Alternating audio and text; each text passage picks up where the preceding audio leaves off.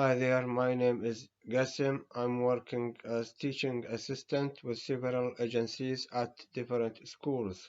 I want to highlight an issue I really feel important, especially for schools and nurseries in London. We understand there is a big shortage in staff, so they depend on agencies to cover shortage in their staff. Unfortunately, there is an agency who recruits staff supplying schools, nurseries, called Education Dream. In fact, this agency is false company, no longer exists. Maybe before, yes, but he no longer exists. But he's still sending staff everywhere. Have a look for this picture from his website. And even he put his address, and this is false address. What he is doing, he has a WhatsApp UK number, and he search online, especially CV library, especially he's looking for overseas staff where some of them desperate looking for a job and may have not enough understanding for rules and law in UK, who contact them through their phone, mostly WhatsApp, to ask them to go to this school or that school or this nursery to do the job. He didn't ask them for reference. Of course, he will ask if they are DBS checked because he knows that mandatory as per Ofsted rules. But he knows when school ask for agency staff, they mean urgently need, sometimes don't check. And that's true and happened with me twice. Schools I come for first time and didn't ask for my DBS. And this dodgy man used such opportunity to get a money, and he lose nothing if the staff not allowed, but if allowed, the school will pay him, and he not going to pay the staff a penny. Moreover, and importantly, the receptionist think as long as this staff sent by a registered agency, so they think for sure he has valid DBS, because there is no agency dealing with schools with children send them staff without enhanced DBS check. But also, for example, when he first time contacted me and asked me to go to a school nearby, so I'm fine because I'm already registered with the two other agencies. But I really thought he didn't ask me about reference, so I don't care about that. He knows what he's doing. I went there. When I arrived to school, there is two other staff sent by same agency. The manager met them, then she met me and told me I sent your colleague home because they don't have DBS. So I'm only worked and they sent other staff home. I found that strange. Anyway, I worked for a few days. Then he asked me to go nursery. I told him I prefer school.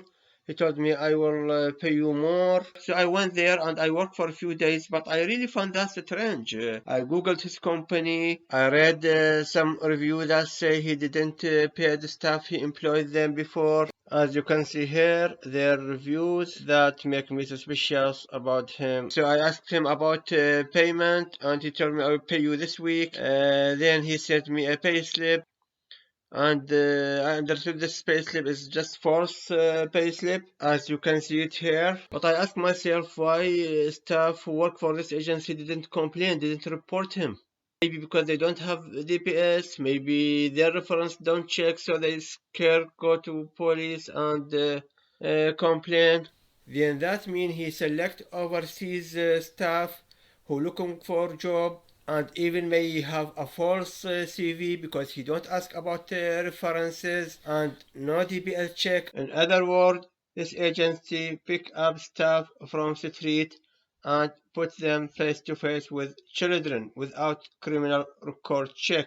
But I understand that staff are victim as well. And for nurseries, this is a worst and big risk because they observe the children and maybe no one observe them. Not as in school where always there is a lot of staff around. Even when such staff go to school or nursery once, then the school staff become familiar with them. So when he come again, they just think he coming for work.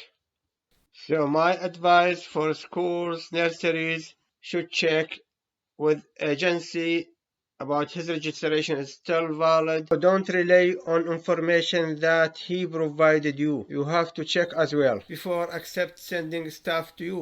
This man mostly uses WhatsApp communication, and most of the time he is online, maybe doing this job till moment of recording this video. For sure you may ask me why you didn't report this man instead of this recording. In fact, I did. First, I went to Collindale police station and I reported him there, but they asked me to report him at fraud department through online application form. I really wasn't happy with that. Why I have to go online, and I brought them my report with all the attachment. They can contact fraud section, and this is a serious matter. This isn't personal case. This is messing with children. What if I just ignored? I just back home and forgot about it. The police supposed stick with any smell of a crime, not shift to other. They should take it to other. Not all people have this motivation to go there and go there and go there. They go to one place then forget. They give chance for this dodgy man to escape.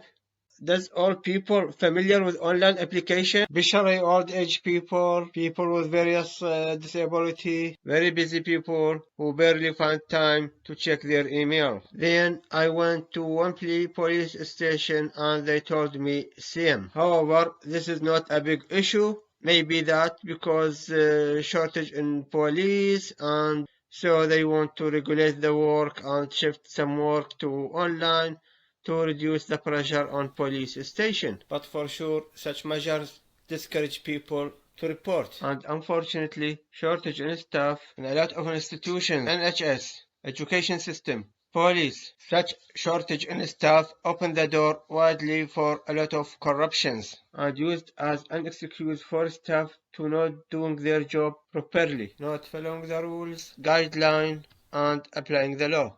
Thankfully, nothing like that in our parliament, simply because our parliament is the only institution there is no shortage in their staff. For staff, so none of their members careless, don't follow the rules, break the law, or liar. For sure, diligent, devoted staff doesn't impact it negatively when work under any kind of pressure and keep respecting the rules.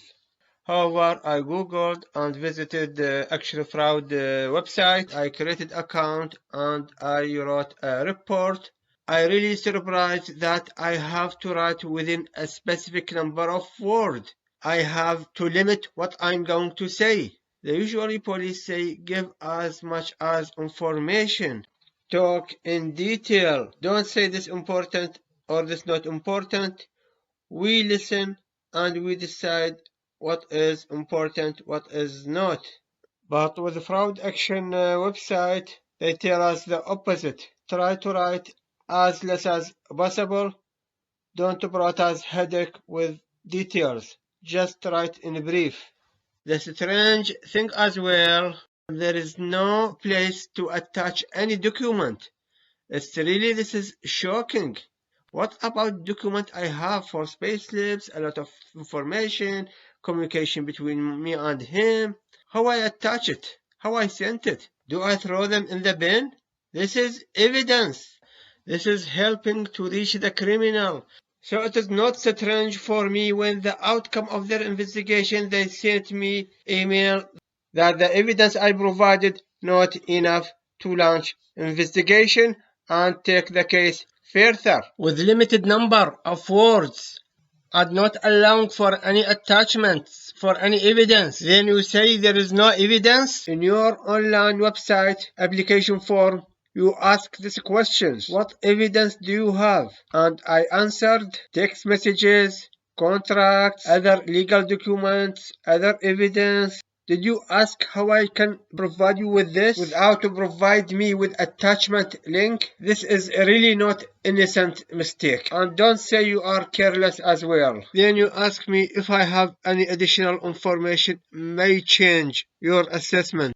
So you want me to log in my account and write to you again. Do I have to repeat the cycle? To run in a circle? Run an endless But this is not investigation. This is how close a case. How close the door and calm your head. What more evidence you want me to send? I gave you his name, his phone number.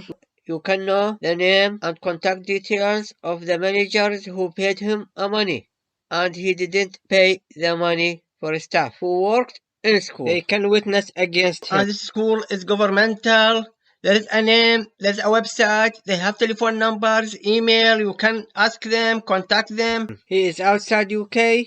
No problem. That doesn't stop you from taking legal action against him. Case easy peasy. But you are a lazy or careless. This if we take such mistake innocently, without intention, deliberately. Otherwise, this is cover-up corruption. Are you seriously, Mr. Fraud, chasing corruption in such way? I really don't understand when they send me a feedback. If they don't have a time to investigate properly, they have a time to read a feedback. I wrote in my feedback, I'm really disappointed. There is no place for me to attach your document, and I have a lot of them. So please, Mr. Fraud Action, if you don't have a time to read feedbacks, don't ask citizens to write you a feedback. As a business show, they don't have time as well to waste. But hopefully, this is not a general issue and fraud action may have an excuse. But what about website itself? Another issue, for example, in your website you advise me if I'm not satisfied your decision how I report you. Then I end up, instead of chasing one, I chase two, the dodgy man and you. Then even if I complain, your website saying the complaint team has no power on fraud action, and more surprisingly saying the fraud action have no investigative power. For sure, if fraud action work in this way, they will never reach the criminal. Unfortunately, with such action of Mr. Fraud Action, the fraud crime level increasing in UK, as you can see from this report. I reported him in last November. Until now, he is practicing this job. Look, simple thing I did with him. I just rang him on 2nd February last week. He didn't reply my phone, but he texted me back if I need a staff. Even he don't know who's phoned him. Then when I text him back, I rang him by mistake. He told me I may talk with his friend, Dave. That means he work within a gang, not by himself. This is number one. Number two, today I text him as well. I told him if he can provide nurseries with staff in Oxford. He told me yes, we work in all areas. That means he work across UK. Or who's know, maybe international.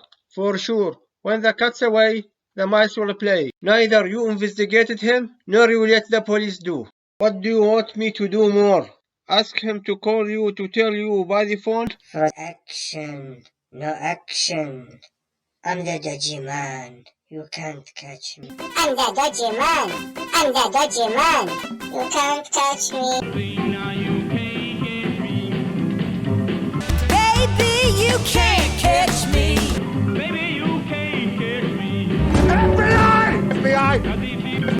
Finally, as long as fraud action found there is no solid evidence against this fake agency to continue his business and deceiving staffs and school, I'm going to make this advertise as a congratulation gift for him. Then staff, schools, nurseries who are going to contact him, they can say if he is fake or legal agency.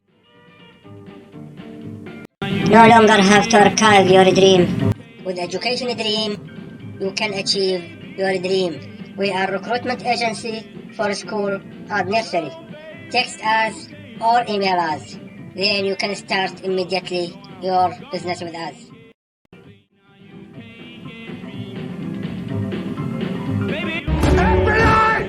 FBI! Baby, you can't catch me. Catch me. And you can't catch me. You can't catch me. And you can't catch me. FBI! FBI! Catch me if you can. You can't catch me. You can't catch me. Catch me if you can't catch me. You can't catch me. FBI! Run, run, run. As fast that you can't catch me. I'm the dodgy man. I'm the dodgy man. But if I get away with this, I will be Superman. Superman.